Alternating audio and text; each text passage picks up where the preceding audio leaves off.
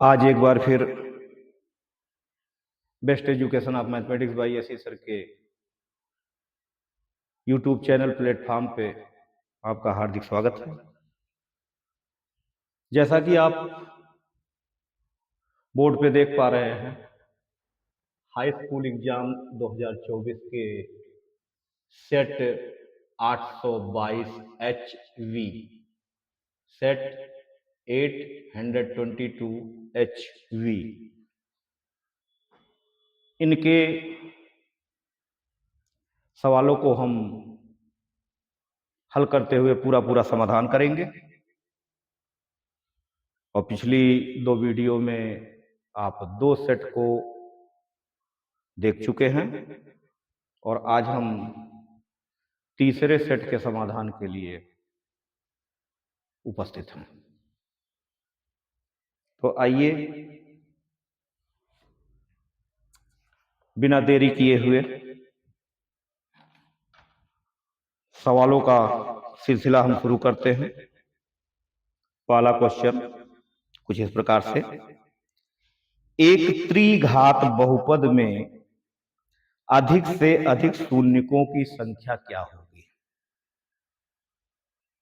तो ध्यान दीजिए, जो हमारा बहुपद समीकरण होता है, अगर उसमें मैक्सिमम दो घात हैं तो दो शून्यक होगा, तीन घात है तो तीन शून्यक होगा। अर्थात ये समझ लें कि अगर उसमें पावर 10 दिखाई देता है तो निसंदेह उसमें 10 शून्यक मिलेंगे। तो अगर इसमें त्रिघात की बात आई है तो जेन्युइन बात है कि शून्यकों की संख्या वहां 3 मिलता हुआ नजर आएगा। तो हम अपने विकल्प बी की तरफ जाएंगे, क्योंकि बी वास्तव में 3 शो किया गया है। तो हम विकल्प बी में शो करा देंगे कि 3 शून्यक मिलने तय है। फिर 140 का अभाज्य गुणनखंड होगा। जैसा कि 140 को यदि हम शो करें तो 2 गुणे 2, 2 दूनी 4, फैक्टर दिखाना है, गुणे 5, 2 दूनी 4 पंजे 20 पे पहुंच गए, और गुणे में 7, जिसे 2 का वर्ग गुणे 5 गुणे 7 ऐसा शो कराएंगे क्वेश्चन नंबर 2 को, जो कि विकल्प सी के रूप में दिख रहा है। ये बात तो हम सी की ओर 2 का वर्ग 5 के गुणक में 7 को शो करा देंगे। अच्छी बात है। क्वेश्चन नंबर 3 की ओर आवे। जैसा कि क्वेश्चन में है, भाज्य भाजक और भागफल एवं शेषफल में संबंध क्या होगा? तो इस सवाल को हम आपको समझाते हैं। जैसे कि यदि हमें 20 भागा 3 अगर दिख रहा है तो ये 6 बार जाएगा, बचेगा 2। तो आपको समझ लेने की जरूरत है, जिसमें भाग दिया जाता है और जिससे भाग दिया जाता है, तो जिसमें भाग दिया जाएगा वो भाज्य होगा, जिससे भाग दिया जाता है वो भाजक होगा, और जो रिजल्ट यहां ऊपर दिखता है वो भागफल है, और यहां जो शेष का नामनेशन देते हैं बैलेंस को, तो भाज, भाजक, भागफल, शेष, चार नाम यहां हमें दिखाई देते हैं। तो एक्चुअली अगर भाज्य को देखना है तो भाजक गुणे भागफल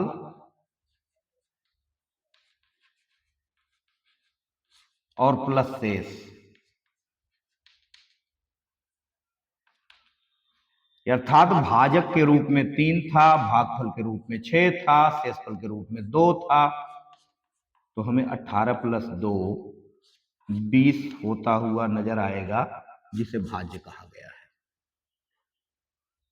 तो ऐसे में भाज्य बराबर भाजक गुणे भागफल प्लस शेषफल, सी विकल्प का रूपरेखा है। तो हम सी विकल्प के साथ जाएंगे, जिसमें भाज्य को भाजक और भागफल के गुणनफल प्लस शेषफल के योगफल से शो कराया गया है। फिर आगे चौथे समीकरण, चौथे सवाल में दे रहे हैं एक समीकरण का सवाल। चौथे सवाल को भी देख ले। x plus 2y plus 3, x plus 2y plus 3 equal to 0,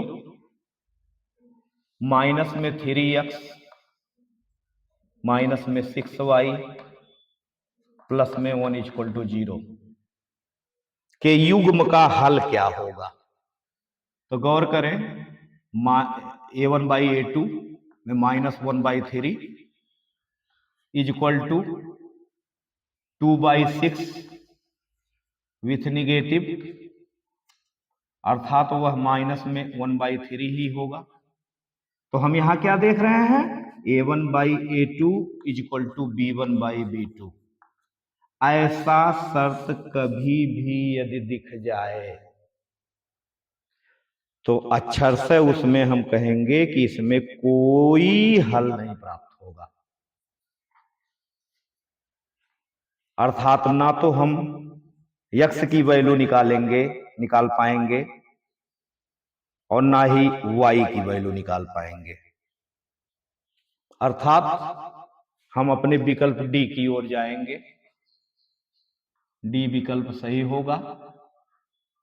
कोई हल नहीं, कोई हल नहीं मिलेगा। और पांचवा सवाल, विकल्प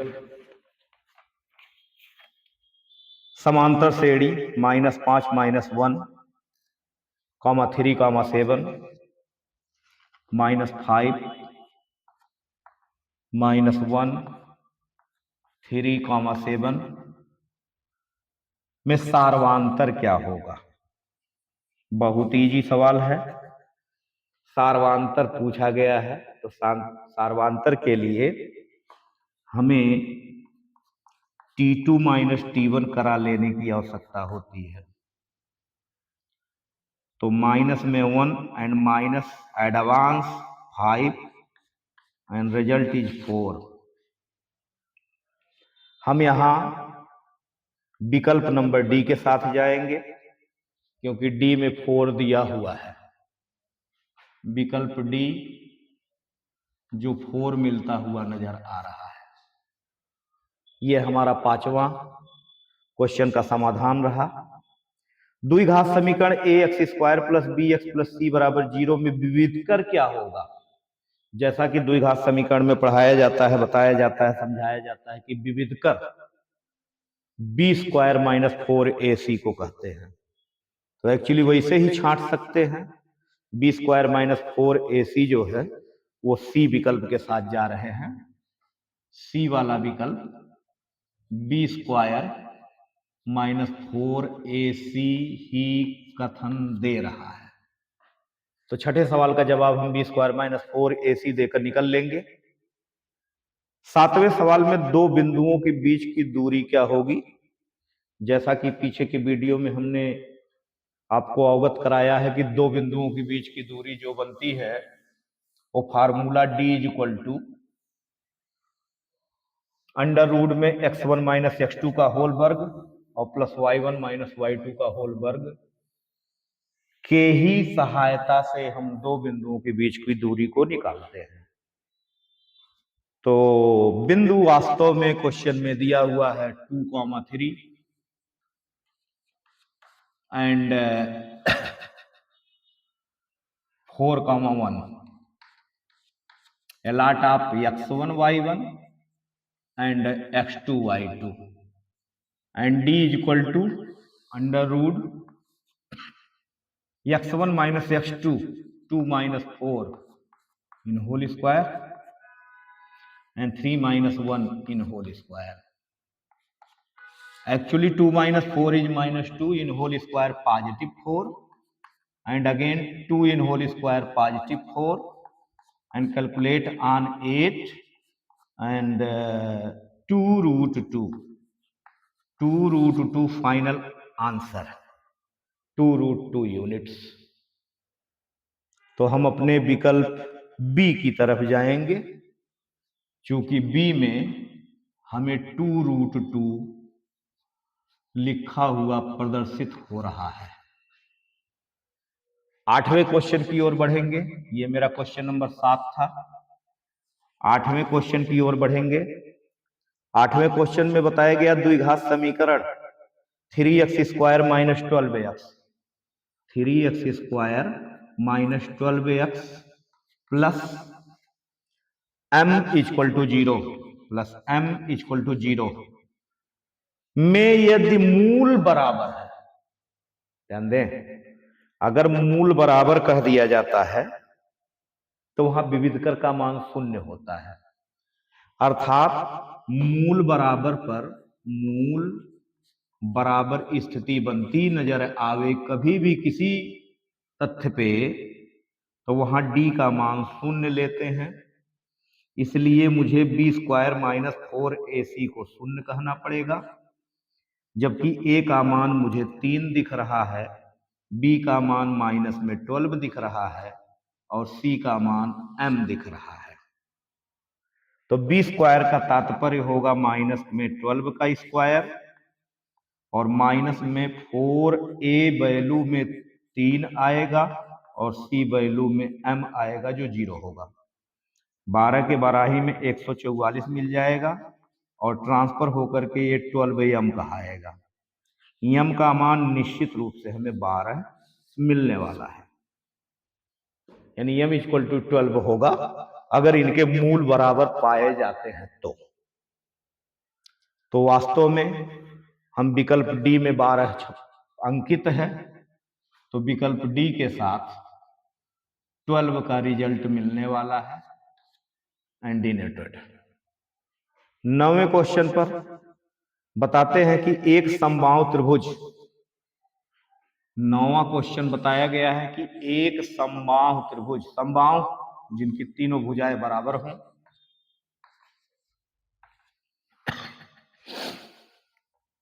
जिसकी प्रत्येक भुजाएं 2a है, 2a and 2a and 2a। अब इसमें कहते हैं कि शीर्ष लंब की लंबाई क्या होगी, तो हम शीर्ष ए से भुजा बीसी पर लंब अगर डाल देते हैं, भुजा बीसी पर यदि लंब डाल देते हैं तो वही शीर्ष लंब कहाएगा। लेकिन समबाहु होने की वजह से, चाहे वो समबाहु हो या समद्विबाहु हो, द्वि की दोनों परिस्थितियों में मिडिल पॉइंट पे आता है, मिडिल पॉइंट पर ही पॉइंट आता है। यानी कि बीसी जो 2a था वो आधे आधे भागों में हमें बंटता हुआ नजर आएगा निश्चित रूप से। तो ऐसी अवस्था में अगर बिंदु डी हम ले लें तो यहां a एंड a में डिवाइड हो जाएगा, लेकिन शीर्ष लंब की लंबाई ही पूछे हैं। तो ऐसे में अगर हम इस ADC नाम के ट्रायंगल की बात करें तो वहां 90 डिग्री का कोण बनता हुआ नजर आएगा और ऐसे में AD की वैल्यू को हम कर्ण का वर्ग मीन्स 2a का वर्ग और माइनस में a का वर्ग मीन्स DC का वर्ग विथ रूट के साथ बात करेंगे तो अंडर रूट में 4a² minus a², actually root में 3a² और a √3 का जो परिणाम है यही AD की वैल्यू है, यही AD की वैल्यू है। तो ऐसे में a√3 में विकल्प C हमको नजर आ रहा है, तो हम विकल्प C के साथ जाएंगे। विकल्प C होगा और वो भी a√3 होगा। अच्छी बात है। क्वेश्चन नंबर हम 10 की बात करते हैं। क्वेश्चन नंबर 10 में माध्य पूछा गया है। माध्य वैसे बार बार हर सेट पे पूछ लेता है, तो माध्य हल करने के लिए पीछे बताया जा चुका है, पिछली वीडियो में आपको बताया जा चुका है कि माध्य जो है निकालने के लिए अगर हमारी क्वेश्चनों में ये स्थिति देखने को मिलती है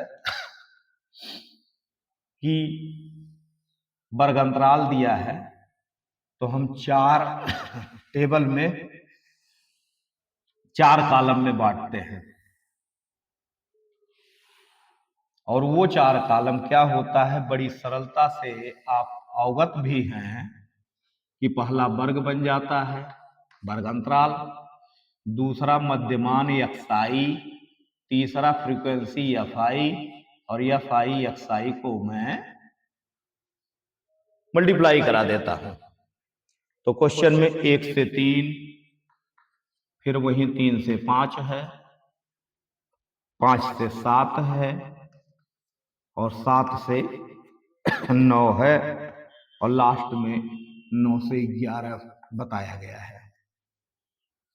FI नोट हो जाए 3 2 4, 3 2 4 और 2 3, 2 3 बहुत नॉर्मल क्वेश्चन है। XI के लिए 1 और 3 जोड़कर 4 का आधा 2, 5 3 8 का आधा 4, 2 का डिफरेंस जा रहा तो 6 लिख सकते हैं, 8 लिख सकते हैं, 10 लिख सकते हैं। पदों की संख्या n का मान भी हम रिपीट कर ले, 3 2 5 4 9 2 11 3 14। एक बार रिपीट कर देते हैं, 3 2 5 4 9 2 11 3 14, 2 तियाएं 6 बनेगा, 4 दुनाएं 8 बनेगा, 6 चौके 24 बनेगा, 8 दूना 16 बनेगा, 10 तियां 30 बनेगा। और सिग्मा FI XI की वैल्यू 8 में 6 जुड़ता हुआ 14 में 24 अगर जुड़ जाता है तो 24 4 28 38 बनेगा, 48 6 54 और 54 में 30 अगर जोड़ते हैं तो 84 हमें मिलता हुआ नजर आ रहा है। ऐसे में बार x = 84/14 और निश्चित रूप से 6 बार में कट रहा है, तो माध्य का वैल्यू हमें 6 प्राप्त हो रहा है। और वैकल्प में अगर जो देखा जाए तो वैकल्पिक तथ्य पे यह D ऑप्शन सही होता हुआ नजर आ रहा है, क्योंकि D में 6 इंगित है, मीन्स अंकित है। तो 10 क्वेश्चन का टास्क पूरा हो गया। आगे फिर हम 11वें सवाल पे देखेंगे और आपके विकल्प मीन्स ऑप्शन क्वेश्चनों को सरलता पूर्वक आगे बढ़ाते हुए दिया गया है साइन 27, 11 नंबर के क्वेश्चन पे साइन 27 अपान cos 63। जब कभी भी इस प्रकार का क्वेश्चन देख लें तो आप चतुर्थांश एक्टिव करा दीजिए।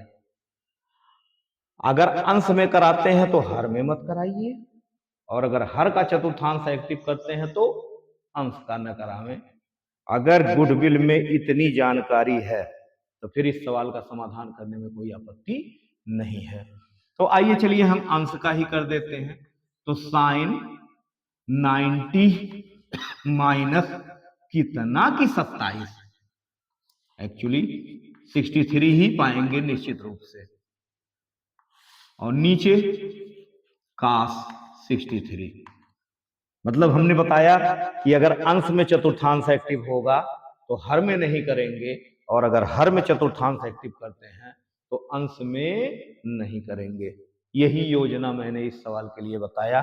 तो sine 90 minus theta cos theta होता है, और थीटा के सीट पर 63 का व्यवहार है, तो cos 63 upon cos 63 degree in overall cancel and this result is 1। So A विकल्प सही होता हुआ, option A is right answer, then 1। And question number 12, question number 12 is given below. cos a is equal to √3/2, cos a is equal to √3/2, so sin 2a is what? sin 2a is what? ऐसा question हमको दिख रहा है। तो general सी बात है कि cos a का मान √3/2 देने की वजह से हम एक्सेप्ट करते हैं कि ये 30 डिग्री का कोण बना रहा है, अर्थात cos 30 पर ही हम √3/2 को देखते हैं। अर्थात टैली करें तो एंगल ए का मान हमें 30 दिखने लगा, और वही ए का मान यहाँ हम फिलअप कर लें अगर, तो 2 × 30 is a sine 60 by table value is √3/2। तो एक्चुअली √3/2 ही का जवाब हमें मिलने वाला है, अर्थात मिला। तो 12 में √3/2 डी वाला ऑप्शन हमें दिख रहा है। तो ऑप्शन डी के साथ जाते हुए √3/2 का रिपोर्ट राइट। क्वेश्चन नंबर अगर 13 की हम बात करते हैं तो 13 में भी क्वेश्चन को हम पढ़ रहे हैं। 1 + tan square A, 1 + tan square A upon 1 + cot square A, cot square A, okay, is value what? Question number 13 की बात है या? चलिए, अब इस सवाल को हल करने के लिए मुझे थोड़ा सा नॉलेज की जरूरत है कि 1 + tan स्क्वायर ए एक्चुअली सेक स्क्वायर ए होता है, और 1 + cot स्क्वायर ए कासेक स्क्वायर ए होता है। अब सेक स्क्वायर ए को हम डाइवर्ट कर ले 1/cos स्क्वायर ए में, और कोसेक को डाइवर्ट कर ले 1/sin स्क्वायर ए में। साइन स्क्वायर अप साइड में जाएगा, मध्य राशियों का गुणनफल बाह्य राशियों के गुणनफल से sine square A by cos square A मिलता हुआ रिजल्ट tan स्क्वायर ए, ऐसा कुछ यहां हमें दिखने को मिलेगा। तो tan स्क्वायर ए डी विकल्प की ओर फाइनल है। तो हम 13वें क्वेश्चन पे डी विकल्प का चुनाव करते हुए tan स्क्वायर ए का परिणाम नोटिस कर देंगे। आगे क्वेश्चन नंबर 14 की यदि बात करें तो क्वेश्चन नंबर 14 को भी हम रीड करते हैं। sin 2a = 2 sin a, sin 2a = 2 sin a। तो ऐसे में a बराबर क्या होगा एंगल में? Question number 14। तो sin 2a को खोल देते हैं, 2 sin a into cos a = 2 sin a given below, and 2 sin a cancel, cos a value is 1, cos value is 1, और actually cos a = cos 0 degree, क्योंकि टेबल यही कहता है कि cos 0 का मान 1 होता है, जहां sin 90 का मान 1 हमें प्राप्त कराता है। तो हम यहाँ पर एंगल ए को 0 डिग्री कहना चाहेंगे। तो फिर question number 14, option number A. Option number A में 0 डिग्री दिया गया है, सो हम ऑप्शन ए को राइट करेंगे। आगे क्वेश्चन नंबर 15 की ओर ध्यान देंगे। बहुत ही सरलता पूर्वक एक एक स्टेप को समझाते हुए, बताते हुए हम आगे बढ़ रहे हैं और आशा उम्मीद करते हैं कि बातें बिल्कुल समझ में आ रही हैं और ना कहीं पे समझ में आवे तो कमेंट में जरूर अवगत कराएं कि कौन सी बातें किस प्रकार से न समझ में आती हैं। क्वेश्चन नंबर 15 में 22 सेंटीमीटर के परिध वाले एक वृत्त के चतुर्थांश का क्षेत्रफल क्या होगा। 22 सेंटीमीटर परिध अर्थात पैरामीटर इक्वल टू 22 cm। इन्होंने चतुर्थांश का क्षेत्रफल अगर जो पूछा है तो एक्चुअली हम यहां r की वैल्यू निकाल लें तो 2 pi r equal to 22 cm and 2 multiply 22 by r by 7, r equal to 22 cm, 22 cancel, r equal to finally 7/2 cm। अब यहां पर चतुर्थांश की बात आई है तो चतुर्थांश 90 डिग्री पे टूटता है, theta is equal to 90 degree होगा और त्रिज्य खंड के फार्मूले को अप्लाई करा दें तो area is equal to pi are square theta upon 360 and 22 upon 7 multiply 7/2 7/2 include 90 degree and upon 360 and 90 cancel up 4 time, 7 cancel and 2 cancel of 11, so 77/8 cm। यही हमारा एरिया बनेगा एक चतुर्थांश को लेकर। तो 77/8 हमारा सी विकल्प जाता हुआ। Option number C is 77/8 cm square। Yes. Capsule संयोजन है, क्वेश्चन में दे रखे हैं 16 पॉइंट पे कैप्सूल जो है वो संयोजन है, ऐसा कि जिस प्रकार से फिगर स्थापित हो रहा है किसी कैप्सूल का। तो इसमें ऑप्शन 2 शंकुओं का बिल्कुल नहीं, एक बेलन और 2 अर्धगोलों का। हाँ, एक बेलन मुझे दिखा जिसके दोनों सिरों पर अर्धगोले दिखे, तो हम इसी ऑप्शन के साथ चले जाएंगे और ऑप्शन बी को राइट कर देंगे। ऑप्शन बी कैप्सूल जो है वो बेलन एक और अर्धगोले दो अर्धगोले के ही समावेश से हमारे कैप्सूल का निर्माण होता है, अर्थात बेलन और प्लस 2 अर्धगोले दोनों साइड के। अच्छी बात है। फिर ऑप्शन 17वें में यदि कुछ आंकड़ों का माध्य और बहुलक 32 और 35 है तो उसका मध्यक क्या होगा।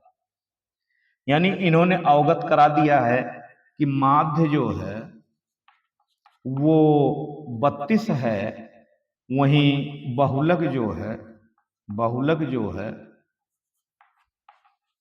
उसे 35 अवगत कराया जा रहा है, तो उसका मध्यक क्या होगा। तो एक संबंध होता है, ध्यान रखेंगे, एक संबंध होता है कि बहुलक के बराबर में 3 के गुणक में मध्यक और 2 के गुणक में माध्य। अगर ये बात ध्यान में है तो ऐसे क्वेश्चन में कभी भी विसंगति नहीं दिखाई देगी। तो बहुलक के सीट पे हम 35 भरते हैं और 3 के गुणक में मध्यक, माध्य चूंकि दिया है, मध्यक पूछा ही है, तो 3 के गुणक में मध्यक को अननोन रखिए और माइनस में 2 के मल्टीप्लाई में माध्य की वैल्यू 32। श्योर है 3 के मल्टीप्लाई में मध्यक की स्थिति बनती नजर आएगी, 32 का दूना 64 ट्रांसफर होगा तो 35 प्लस 64 नजर आएगा। और मध्यक की स्थिति में हमारा जवाब जाने को है, दोनों जोड़ेंगे 90 5 95 99 के बाई में 3 आएंगे और वो 33 टाइम में कटता हुआ नजर आ रहा। मध्यक हमको 33 मिल गया, 33 मिल गया। बिल्कुल ऑप्शन नंबर डी में 33 अंकित है। सो डी के साथ में क्वेश्चन नंबर 17 का समाधान होता हुआ। निम्नलिखित बारंबारता बहुलक वर्ग होगा। तो कभी भी ऐसा क्वेश्चन आ जाए तो सबसे बड़ी फ्रीक्वेंसी जहां नजर आएगी, पूरे टेबल में जहां सबसे बड़ी फ्रीक्वेंसी नजर आएगी उसी ऑप्शन को हम ले लेंगे कि बहुलक वर्ग वही होगा। तो नजर डालें तो सबसे बड़ी फ्रीक्वेंसी यहां 19 है और 19 में हमको 15 to 20 वर्ग नजर आ रहा है, तो हम 15 to 20 ऑप्शन बी के साथ हो लेते हैं। तो ऑप्शन बी में जैसा कि दिख रहा है 15 to 20 अंकित है, राइट। इसी क्रम में हम 19 नंबर के क्वेश्चन को देखते हैं। दो पासों को एक साथ उछालने पर, दो पासे उछाले गए हैं ना, तो दो पासे जब भी उछाले जाएंगे तो घटना जो हमारी है, दो पासे आ जाते हैं या दो सिक्के आ जाते हैं, तो वहां पर स्वतंत्र घटना के आधार पर गुणन का प्रमेय लागू होकर NAS की वैल्यू 6 × 6 अर्थात 36 होगा।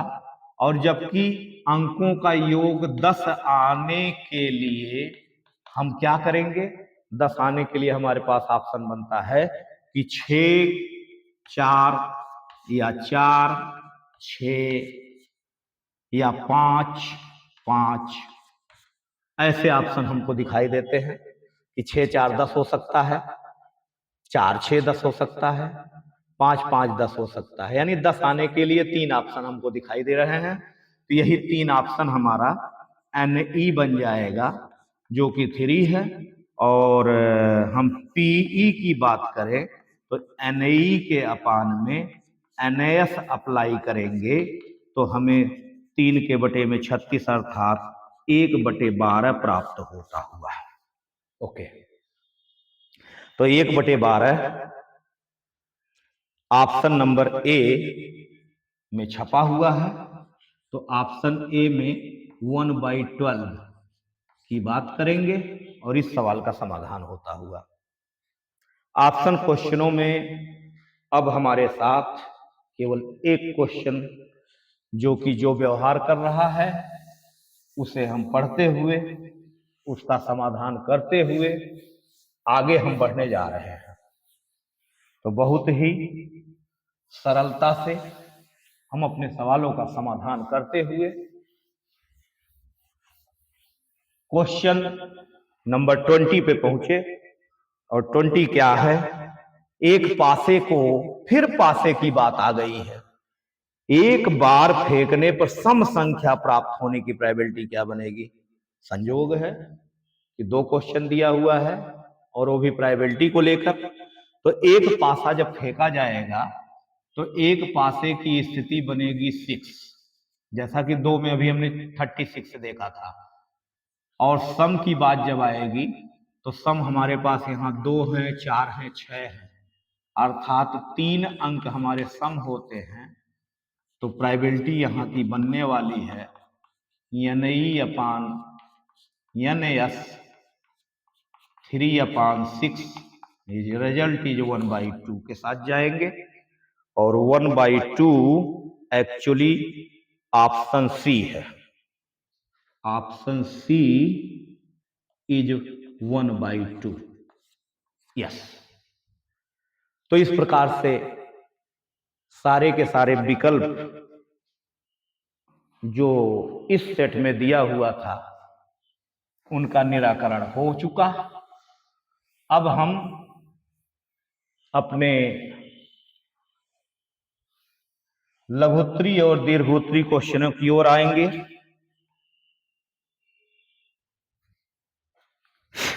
देते हैं एक घन का आयतन 1331 सेंटीमीटर है,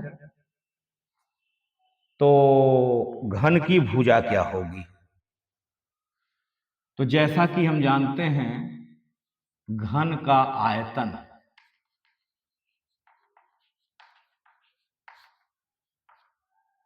दिया हुआ है 1331 और हमें पता है a क्यूब घन का आयतन होता है 1331। तो a की वैल्यू यही 1331 का अगर घनमूल निकाला जाए तो काम बन जाएगा। वैसे इसका घनमूल 11 बनता है, क्योंकि 11 गिरहे में 121। या फाइनली चेक कर लेते हैं 121 मल्टीप्लाई 11 इज 1 22 23 11 करने 11 2 13 बिल्कुल राइट है। 11 cm, अगर cm क्यूब था तो 11 cm हमारे भुजा की वैल्यू जाएगी निश्चित रूप से। ये क्वेश्चन नंबर 21A के रूप में था, 21A, और A का मान 11 cm। फिर बोलते हैं 21 के B पर 21/B। यदि द्विघात समीकरण बहुत ही अच्छे से एक एक क्वेश्चन कैलकुलेट होता हुआ और द्विघात समीकरण x² + 3x - p = 0, x² + 3x - p = 0 में यदि एक मूल का मतलब हो गया अल्फा जो 2 है, तो p का मान क्या होगा? एक्चुअली यहां alpha plus beta is equal to -b/a के समकक्ष में हम एक इक्वेशन प्राप्त कर लेते हैं और अल्फा की वैल्यू रखा के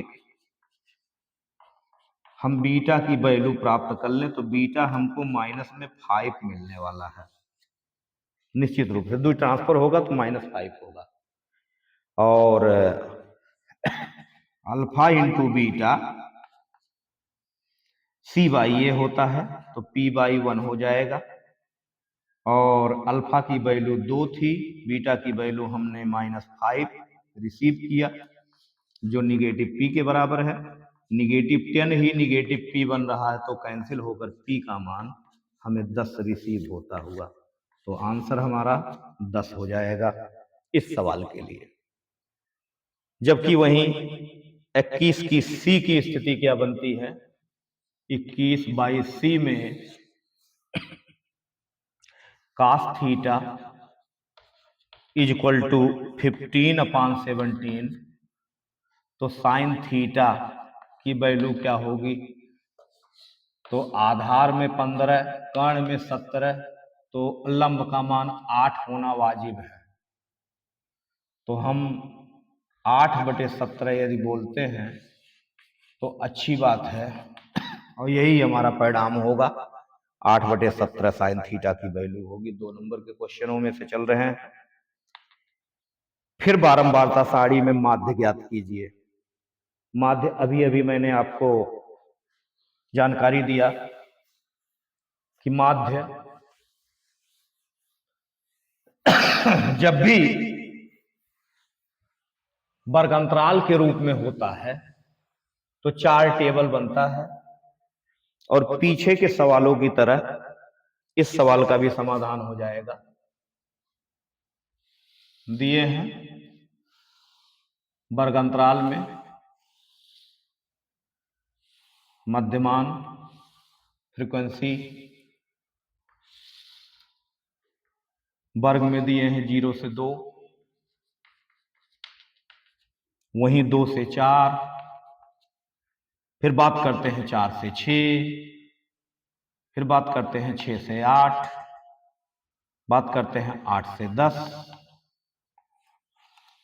और फिर हमें फ्रीक्वेंसी नोट करने की जरूरत है।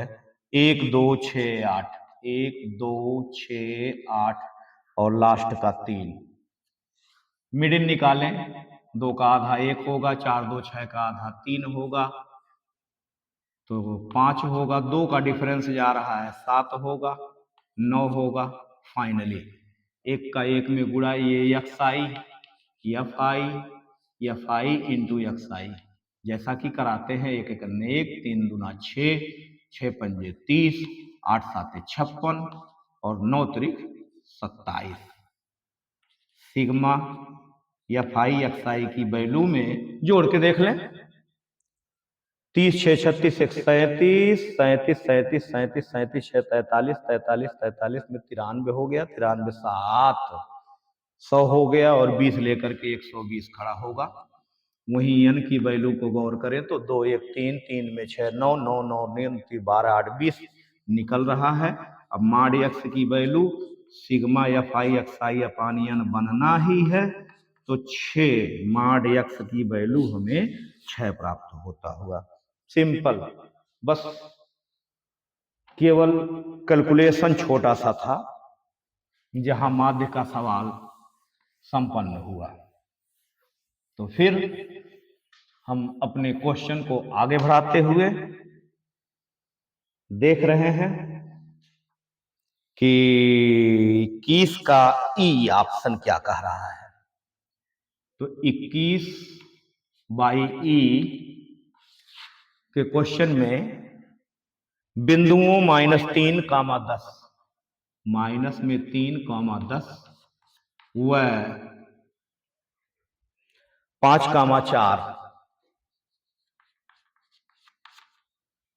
को मिलाने वाला रेखा का मध्य बिंदु का निर्देशांक क्या होगा। Actually x equal to x1 plus x2 by 2 और y equal to y1 plus y2 by 2 होता है जब मध्य बिंदु की चर्चा हो जाए।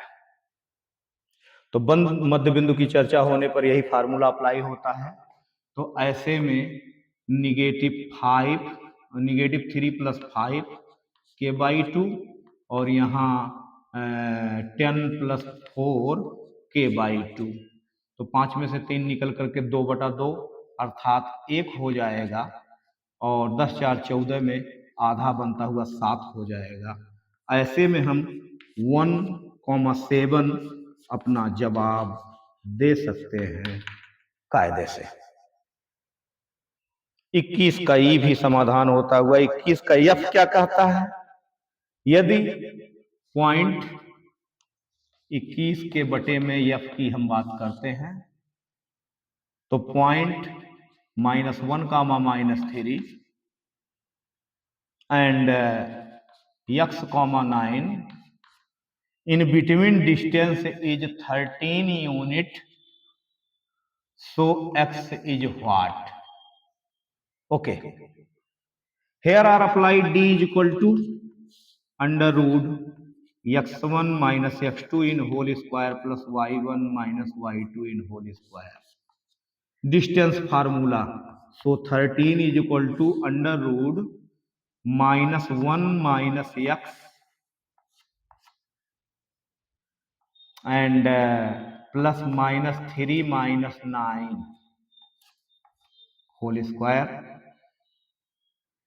स्क्वायर वर्ग करा दें in power of both side.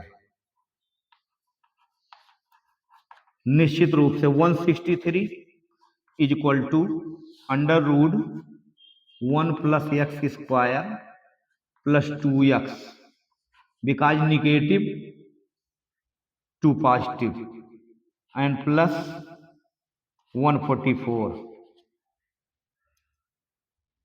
So without root, क्योंकि वर्ग मैं कर चुका हूं तो विदाउट रूट की बात होगी. तो x square plus 2x plus 144 and transfer to 169 is 0 implies that. And x square plus 2x minus 25.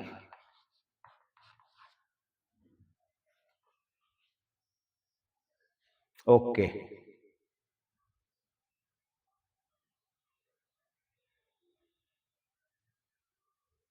-3 and -3 and -9. Okay sure. तो गुणा करने पर -25. Okay sorry 145 and here are 4. गुणा करने पर 24 मिले और जोड़ने के क्रम में 2 मिले. 6 चौक 24, 6 में से 4 गया 2. फैक्टर बैठ रहा है. तो x square plus 6x minus 4x and minus 24 is 0 and x common x plus 6 and minus 4 common x plus 6 is equal to 0 and x plus 6 and x minus 4 is equal to 0 and x is equal to negative 6. Yet x plus 6 is 0 and x is equal to 4. So minus 6 and 4. So x value is minus 6 or 4 positive. तो 6 negative में हो सकता है या 4 positive में हो सकता है. x की वैल्यू अगर ये दूरी इन बिंदुओं को लेकर दिया गया है तो इस सवाल का भी समाधान हो गया. 21 का E से 21 का F. अब 22 नंबर के क्वेश्चन में आएंगे.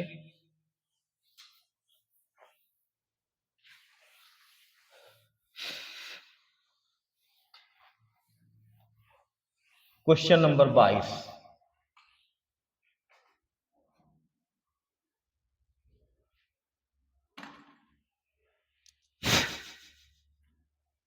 क्वेश्चन नंबर 22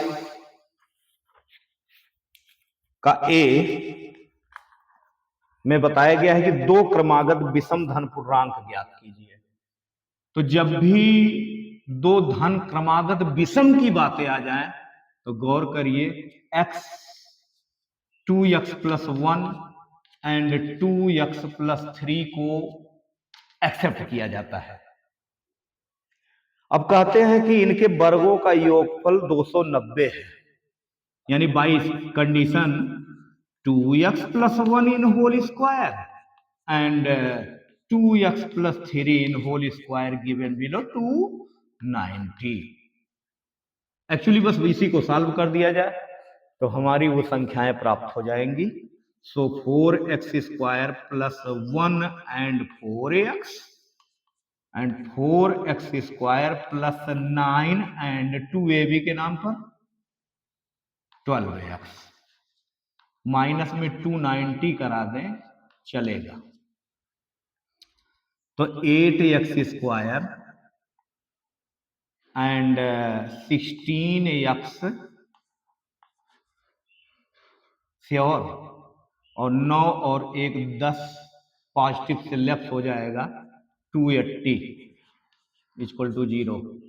मिनिमाइज कर दें अगर कटता हुआ नजर आ रहा हो तो 8 त्रिक 24, 8 पंजे 40 कटेगा, by 8 by 8 by 8 by 8 and only x square plus 2x and 3 बार जाएगा और 5 बार जाएगा। फैक्टर हो रहा है, 7 और 5 में टूटेगा। X square positive 7x negative 5x negative 35 equal to 0 and x common x plus 7 and minus 5 common x plus 7 and x plus 7 and x minus 7 5 equal to 0 equal to 0 equal to 0 overall. So x equal to minus 7 invalid and x minus 5 equal to 0, then x equal to 5 is valid। तो valid वैल्यूओं को हम यहाँ भरवा लेते हैं। 5 दूनी 10, 1 11 होगा और 5 दूनी 10 3 13 होगा। तो 11 और 13 ये हमें आंसर में मिल रहे हैं और जो कि ये 22/A नंबर का क्वेश्चन है और इस क्वेश्चन का समाधान होता हुआ बड़ी आसानी से। फिर कहते हैं सिद्ध कीजिए दो संकेंद्रीय वृत्तों में बड़े वृत्त की जीवा जो है छोटे वृत्त को जहां स्पर्श करती है स्पर्श बिंदु समद्विभाजित होता है। अच्छी बात है, हम यहां सरलता पूर्वक फिगर ट्रेस करके सॉल्व कर सकते हैं। कैसे सॉल्व करेंगे उनकी बातों को देखेंगे। आइए, फिगर कुछ इस प्रकार से होगा। संकेंद्रीय, जब एक ही केंद्र पर 2 या 2 से अधिक सर्कल बनने लगे तो उसे ही संकेंद्रीय कहा जाता है। इस बात को ध्यान रखें। तो एक सर्कल है, इसके अंदर एक छोटा सर्कल है,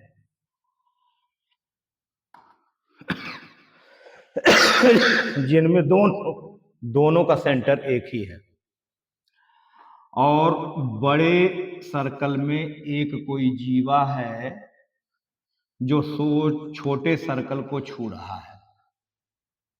ठीक है, तो कहते हैं कि ये जो पॉइंट है, कोई नाम तो दिए नहीं है, पॉइंट सी में AC बराबर BC होगा। इस बात को हमें प्रमाणित कराना है। तो सेंटर O को OC से मिलवा दें और O को OC से मिलवा दिए, फिर OA और OB मिलवा दिए जाए और यहां हमें 2 त्रिभुज मिलेगा। पहली बात, केंद्र से किसी जीवा पर डाला गया लंब जीवा को समद्विभाजित करता है तो वहीं ये सिद्ध हो जाता है, लेकिन हम दिखाने के लिए सिमिलरिटी दिखा देते हैं।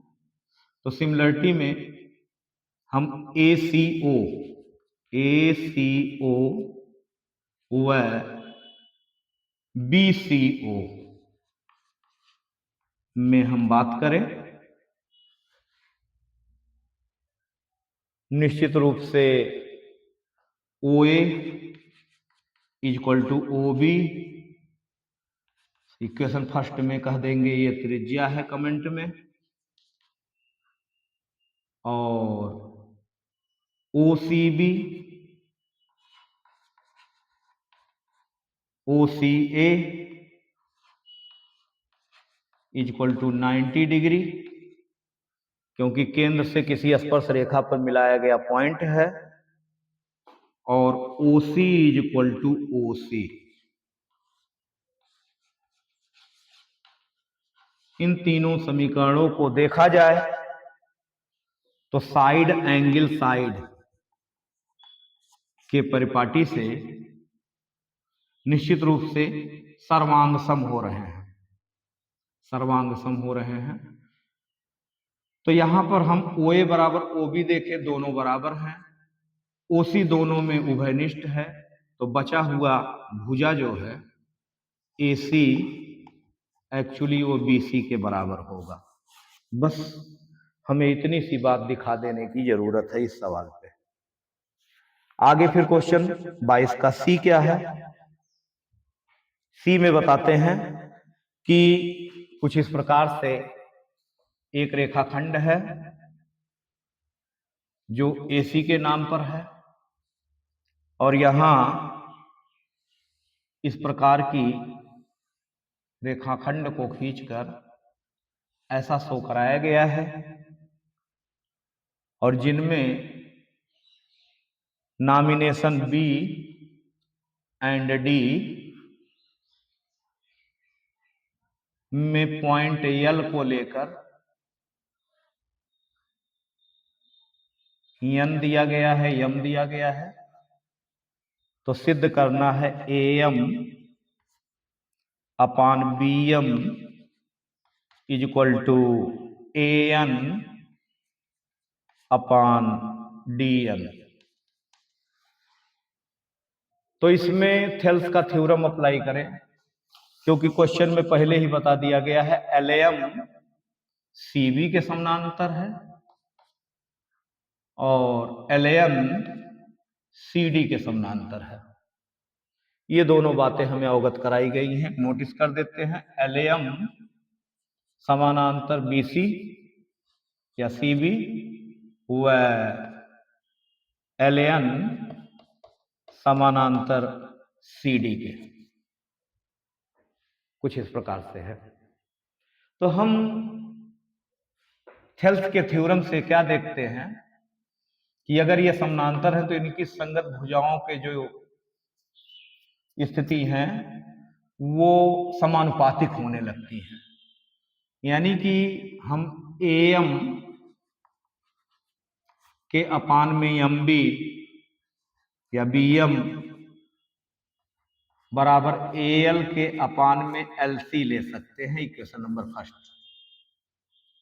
और इसी प्रकार से हम AN के अपान में ND या DN को भी AL के अपान में LC ले सकते हैं, 2 नंबर। और अगर 1 नंबर और 2 नंबर में AL बाई LC बराबर है तो निश्चित रूप से समीकरण 1 और वह 2 की सहायता से AN by DN is equal to AM by BM मिलता हुआ नजर आ रहा है। ठीक है, तो ये जो क्वेश्चन है वो 22/C है, 22/C। ठीक,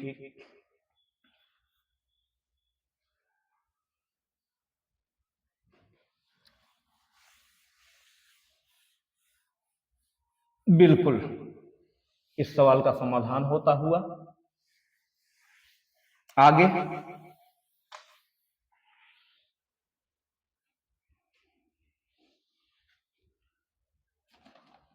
क्वेश्चन को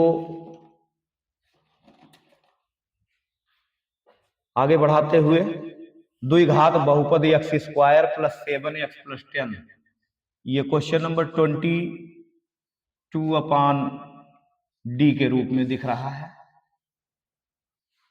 जो x² प्लस 7x प्लस 10 के शून्य ज्ञात कीजिए, अर्थात बराबर 0। शून्यक मतलब हो गया कि अल्फा और बीटा की वैल्यू। तो x² फैक्टर मेथड अप्लाई करा देते हैं, 5x and 2x and 10 equal to 0। x common x plus 5 and plus 2 common x plus 5,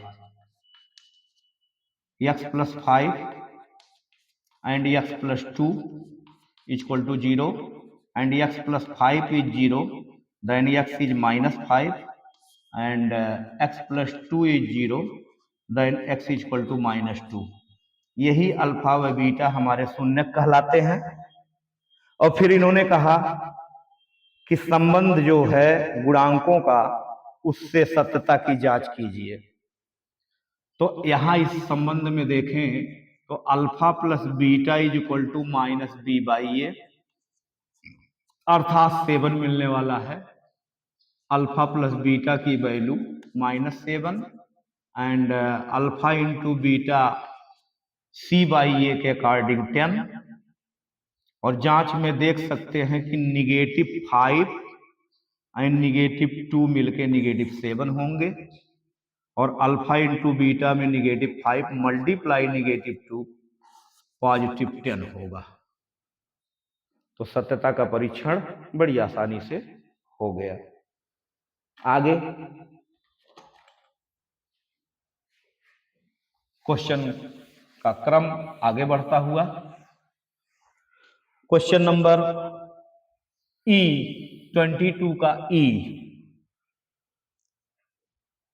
मध्यमान means मध्यिका के बारे में शो कराया गया है। तो यहां पर 3 कॉलम बनता हुआ नजर आता है।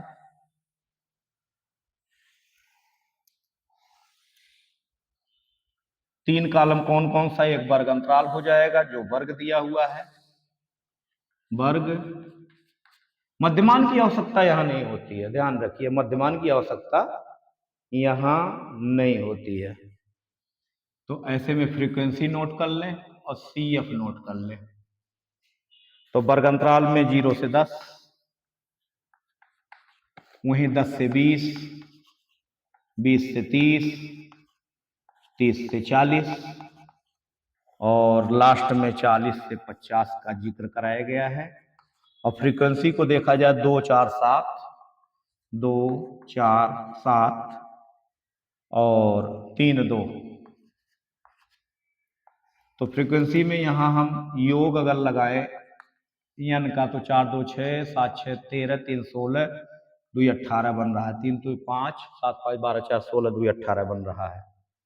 n 18 एक सम संख्या है।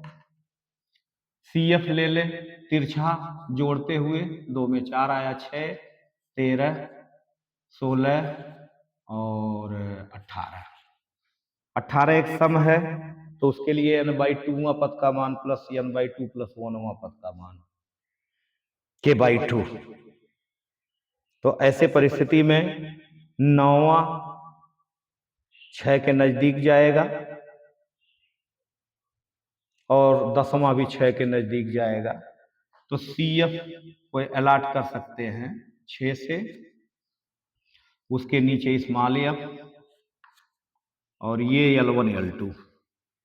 और फार्मूला अप्लाई करा देते हैं, median is equal to L1 plus L2 minus L1 upon F in bracket n/2 minus C, जो L1 के रूप में 20 प्लस 30 माइनस 20 के अपान में 7 इन bracket n/2 means 18/2 and minus C is 6। So 20 plus 10 upon 7 and 9 minus 6 is 3 and 20 plus 30 upon 7 and 20 plus 4 बार जाएगा, 7 चौक 28, 2 30, 7 दूनी 14, 6 7 8 56, बहुत हो गया। 24.28 ही हमारी मीडियन बनती हुई नजर आएगी। तो मीडियन का मान मिल गया। और ऐसे करते हुए हम 22 सवालों का समाधान करा चुके, और 22 के E के बाद F में एक क्वेश्चन और पूछा गया है। तो F के लिए भी हम आते हैं। क्वेश्चन नंबर 22 अपान F। चलिए,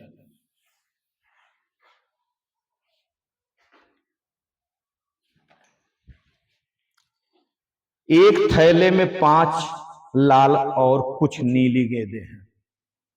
जैसा कि मेरे पास एक थैला है इस थैले में रेड बॉल 5 और ब्लू अननोन मैंने यक्स ले लिया कि उसमें यक्स गेंदें हैं ब्लू की। इस थैले में से नीली गेंद निकालने की प्रायिकता, तो नीली गेंद निकालने की प्रायिकता जो बनेगी वो बता रहे हैं शर्त के अकॉर्डिंग लाल गेंद निकालने की प्रायिकता की द्विगुनी है। यानी कि नीली गेंद निकालने की प्रायिकता क्या है, यक्स अपान एक्स प्लस 5 होगा, और लाल गेंद निकालने की प्रायिकता जो बनेगी वो 5 अपान एक्स प्लस 5 होगा। लेकिन शर्त बताते हैं कि लाल गेंद निकालने की प्रायिकता की द्विगुनी है, यानी लाल वाले की जो प्रायिकता है उसका द्विगुना है नीले वाले का। तो x प्लस 5 से x प्लस 5 कैंसिल होता हुआ x इक्वल टू 10 कहा जा सकता है। क्वेश्चन में पूछा गया था कि नीली गेंदों की संख्या क्या होगी, तो एक्चुअली नीली गेंदों की संख्या 10 होगी, यानी 10 गेंद हमारी उस थैले में नीली है। ठीक है, इसका भी समाधान हो गया।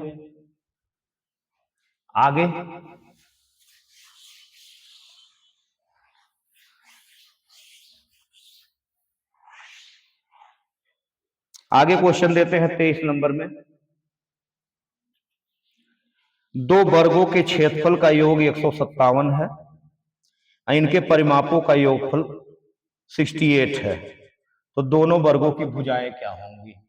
एक्चुअली हम दो घात समीकरण के रूप में जाएंगे निश्चित रूप से। तो ऐसे में हम दो वर्ग ले लेते हैं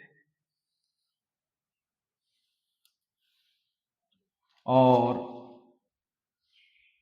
कार्यवाही अपनी शुरू करते हैं। दो वर्ग, अब इनके क्षेत्रफल का योग 157 है, यानी A1 plus A2 is equal to 157, और साथ में P1 plus P2 is equal to 68। तो गौर करेंगे कि पैरामीटर 1 की अगर इस भुजा को हम x मान लें तो इसका पैरामीटर 4x होगा। तो 4x होने पर P1 is 4x plus P2 is equal to 68 करा सकते हैं।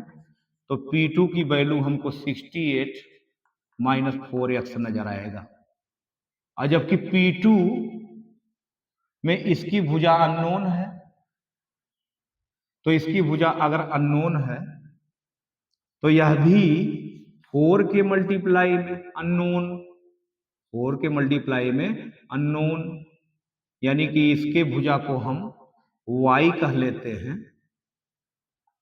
तो 68 4 कॉमन होकर के 17 माइनस x बन जाएगा, और 4 से 4 कैंसिल होकर y equal to 17 minus x मिल सकता है। अब A1 plus A2 in value of 157, so x का स्क्वायर और प्लस A2 17 माइनस x का square equal to 157 by condition, शर्त से दोनों का क्षेत्रफल का योग 157 हमें क्वेश्चन में दिया हुआ है। बड़ी आसानी से ध्यान से देखेंगे तो पाएंगे x square plus 289 plus X square minus 17 का दूना 34 एक्स नजर आएगा, 34 एक्स नजर आएगा, और माइनस में 157 ट्रांसफर करा के 0 करा ले। फिर क्या होगा, दो घात समीकरण का रूपरेखा तैयार हुआ, 2x स्क्वायर एंड माइनस में 34x एंड पॉजिटिव भारी है, 9 में से 7 निकाल लें 2 बचेगा, 8 में से 5 निकाल लें, 3 बचेगा, 2 में से 1 निकाल लें, 1 बचेगा, बराबर 0। मिनिमाइज कर सकते हैं by 2 and by 2। Finally x square and 17x and positive बन सकता है 132 का आधा, 66 होगा। गुणा कराने पर 66 आ गए और जोड़ने पर -17 आ गए, तो माइनस में 11 माइनस में तोड़ सकते हैं। X square minus 11x minus 6x plus 66 equal to 0। यानी x common x plus -11 minus 6 common x minus 11 equal to 0 and x minus 11 and x minus 6 is equal to 0, x is equal to 11 and x is equal to 6। तो x का मान 11 व 6 मिला है। तो ऐसे में दोनों भुजाओं को बताया गया था। तो जब हमारा x की वैल्यू 11 होगा तो y की वैल्यू 17 में से 11 निकाल ले तो 6 होगा। तो बड़े वाले को कहा गया है तो बड़ा वाला 11 कहवा लिया जाए और छोटे वाले को 6 कहवा लिया जाए। अर्थात बड़े वर्ग की जो भुजा होगी वो 11 सेंटीमीटर और छोटे का जो है, चूंकि यक्स की वैल्यू मैंने निकाला था तो बड़ा वाला के लिए ही यक्स हम लेंगे तो यक्स 11 लेंगे और ये इसको इनवैलिड कर देंगे और आसानी से 11 सेंटीमीटर और 6 सेंटीमीटर इन दोनों का हिसाब हो जाएगा। एक नाव की शांत जल में 18 किलोमीटर प्रति घंटा चाल है और कहते हैं कि 24 किलोमीटर धारा के दिशा में जाने और 24 किलोमीटर धारा के विरुद्ध वापस आने में समय का जो समझौता है वो 1 घंटा अधिक समय लगता है। तो ध्यान दें, अगर हम धारा के साथ जाएंगे तो जेन्युइन बात है कि धारा की चाल और नाव की चाल दोनों जुड़ जाती है। तो ऐसे में धारा के साथ में मान लिया हम धारा की चाल को x किलोमीटर प्रति घंटा एक्सेप्ट कर लें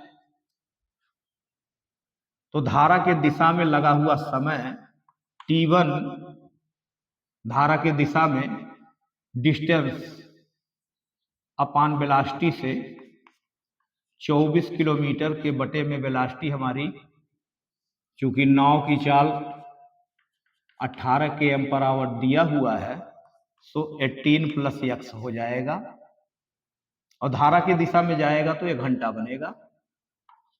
और इसी प्रकार से धारा के दिशा के विरुद्ध जब आएंगे तो यही दूरी रहेगी और वो 18 - x के रोल में आएगा, वो भी घंटा बनेगा। तो धारा का जब विरोध करेंगे तो समय ज्यादा लगेगा और धारा के साथ जाएंगे तो समय कम लगेगा। इसका मतलब हो गया कि T1 जो है वो छोटा पड़ेगा T2 से, तो T2 में से T1 को घटा दें। T2 - T1 equal to given below 1, so 24 upon 18 - x and -24 upon 18 plus x equal to 1 and 24 common हम ले लेते हैं, सवाल थोड़ा हल्के में हो जाएगा और 1 upon 18 - x and negative 1 upon 18 plus x equal to 1 कराते हुए एलसीएम बैठा देते हैं 18 - x एंड 18 प्लस x का, और 18 plus x with negative 18 - x, 18 - x कटेगा तो 18 प्लस x बचाएगा और एक में 18 प्लस x है तो 18 प्लस x बचेगा तो 18 - x बचाएगा, यानी माइनस में 18 और प्लस में x, तो हमें x से 18 से 18 कटता हुआ इक्वल टू 1 तो x and x 2x multiply 24 48x upon 360 24 minus x square. A plus B and A minus B का फार्मूला लग गया बाई 1। अब फैक्टर बैठाएंगे तो 48x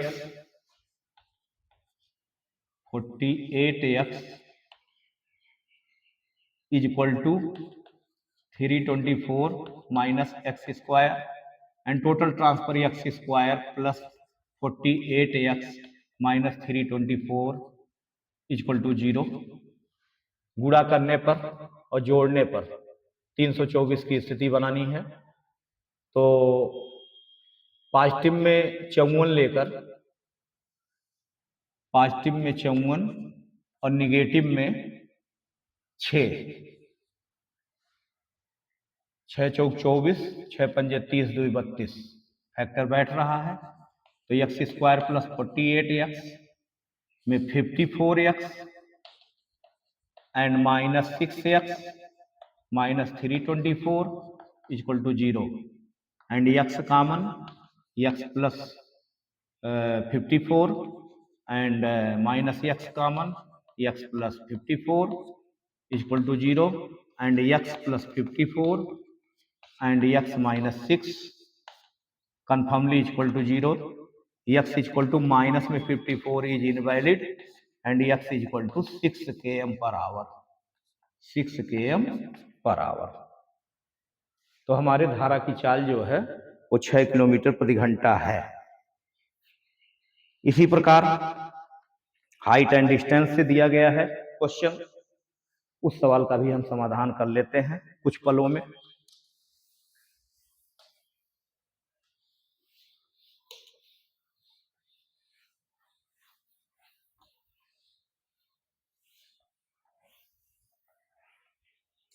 ओके,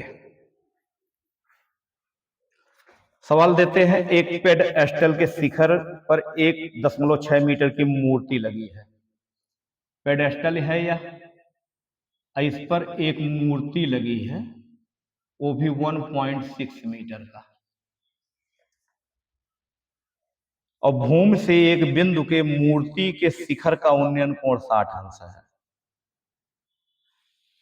मूर्ति के शिखर का उन्नयन कोण बताया गया कि 60 अंश है, और वहीं पेडस्टल के शिखर का उन्नयन कोण 45 डिग्री है।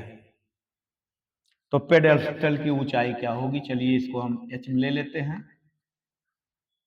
और पूरी ऊंचाई को इन्होंने बताया है 60 है, और इस ऊंचाई को इन्होंने 45 बताया। Nomination A B C and again D and here are x meter and A B D, triangle of A B D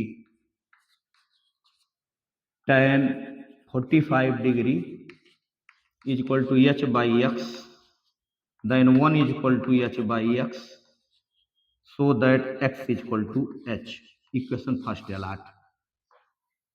And again triangle of ABC in total of total tan 60 degree is equal to h plus 1.6 upon x, and root 3 is equal to h plus 1.6 upon x, cross multiply root 3x is equal to h plus 1.6, but x is h, so root 3h minus h is equal to 1.6 and h common, so root 3 minus 1 is equal to 1.6 and h is 1.6 upon root 3 minus 1। परमेयीकरण करा सकते हैं यहाँ बड़ी सरलता से root 3 plus 1 से। नीचे 2 मिलेगा, नीचे 2 आएगा, ध्यान दीजिए।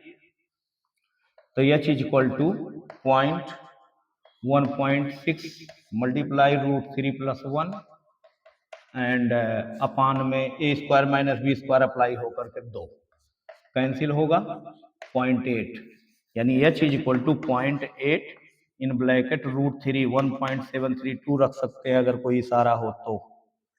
नहीं कहे हैं छोड़ दीजिए इसी पे मीटर में ये पेडस्टल की ऊंचाई होगी और बड़ी आसानी से हम इस सवाल का भी निराकरण कर दिए। फिर हाइट एंड डिस्टेंस का एक क्वेश्चन और है,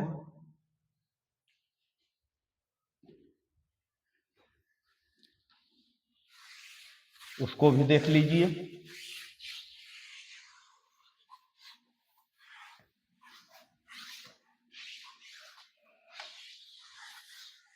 सवाल देते हैं कि 80 मीटर चौड़े सड़क के दोनों ओर आमने सामने 2 खंभे लगे हुए हैं। सड़क यह है, यहां और यहां दोनों ओर एक समान खंभे लगे हुए हैं और सड़क की चौड़ाई 80 मीटर पहले से ही अवगत कराई गई है। और साथ में बताते हैं कि दोनों खंभों के बीच में उन्नयन कोण खंभों के शिखर का 60 अंश और 30 अंश है, यानी कि कहीं एक पॉइंट है जिस पर 60 डिग्री और 30 डिग्री बनता हुआ नजर आ रहा है। यहाँ 30 डिग्री बनता हुआ नजर आ रहा है। तो खंभे की ऊंचाई और बीच की दूरी, उस बिंदु का, उस बीच की दूरी, तो A, B, C, D, E point लेते हैं और दोनों खंभे सेम हैं, ऐसा कुछ, दोनों खंभे सेम हैं, दोनों हाइट h है। तो एक बार हम इसको AE को x मीटर लेते हैं तो इनको हमें 80 - x मीटर कहना पड़ेगा, चूंकि डिस्टेंस 80 टोटल है। ध्यान रखिए 80 - x होगा। तो ऐसे कंडीशन में ट्रायंगल ऑफ EBC में हम tan 30 को h/80 - x दे दें, 1/√3 comparing √3h upon 80 - x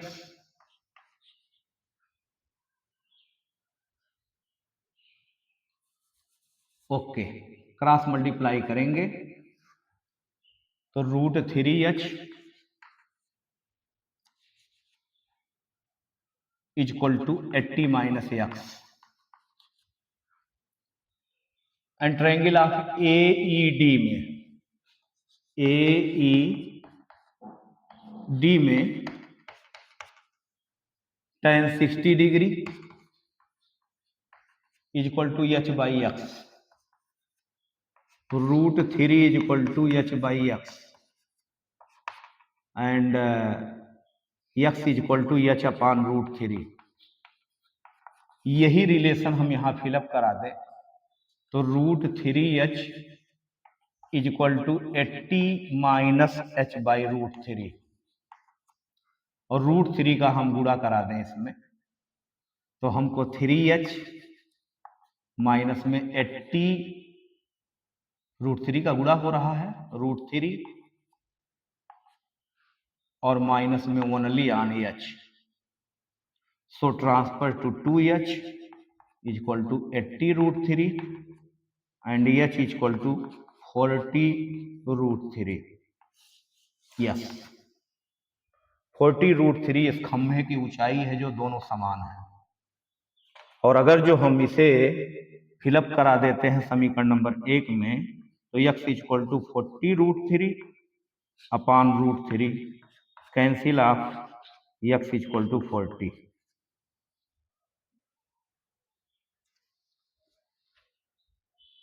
right, x is equal to 40 middle में है, सवाल नहीं उठता। एक बार रीचेक कर ले,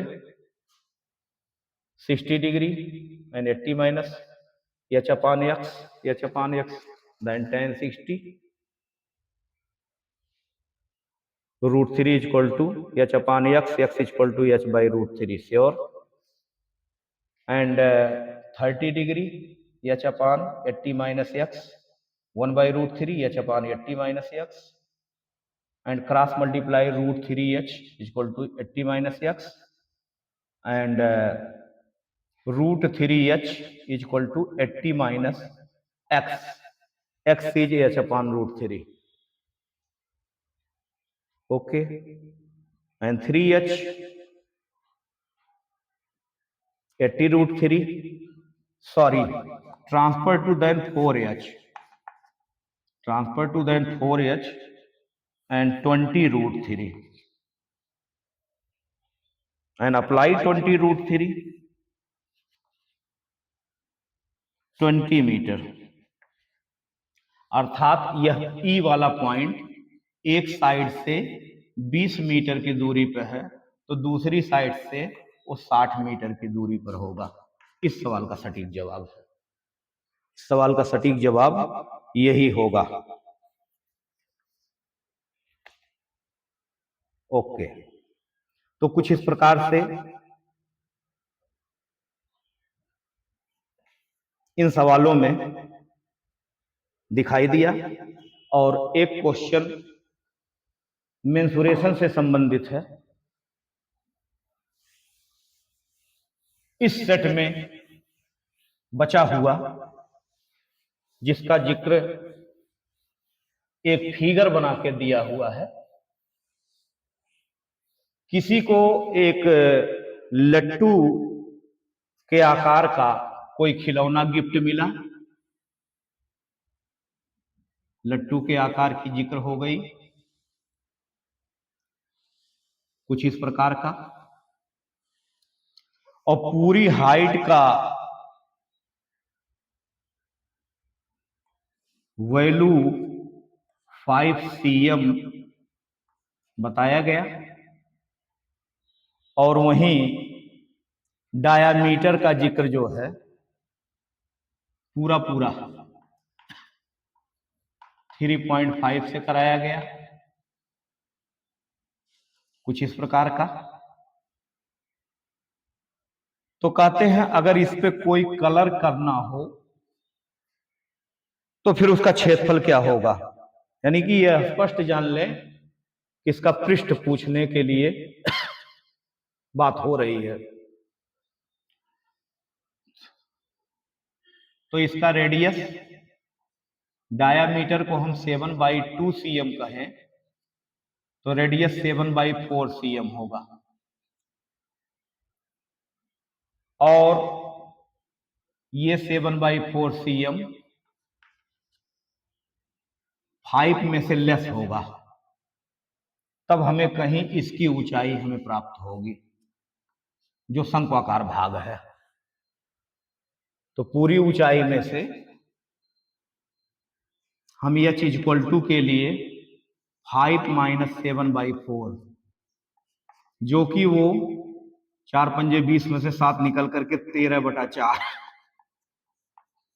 सेंटीमीटर को डिनोट कर लें। फिर अब हमें यल की जरूरत होगी, तो यल के लिए अंडर रूट में h square plus r square का समायोजन होता है, तो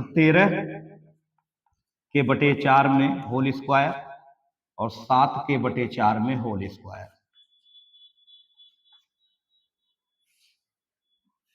गौर करेंगे, पाई का मान 22/7 लेने के लिए बताया ही गया है। इसका व्यास जो बताया गया है वो 3.5 था, डायामीटर 3.5 7/2 होगा, तो r का मान 7/4 होगा, और पूरी ऊंचाई 7/4 सेंटीमीटर 5 सेंटीमीटर में से निकलेगा। तो 5 cm - 7/4, 20 में से 7 निकल करके 13/4, जो कि इसकी हाइट होगी 13/4 cm। फिर h square plus r square लगाएंगे तो 169 और प्लस 49 अपान में 4, दोनों जोड़ेंगे 18, 6 4 10, 1 11, 1 1 2, 218 के बटे में 4 सेंटीमीटर। अंडर रूट में 218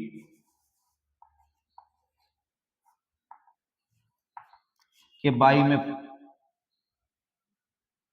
4 के जिक्र से 2 cm, ये मेरे यल का मान होगा। और पूरा पूरा पृष्ठ के लिए सरफेस मैक्स के लिए अप्लाई करा लेंगे पाई आर एल और प्लस 2 पाई आर स्क्वायर।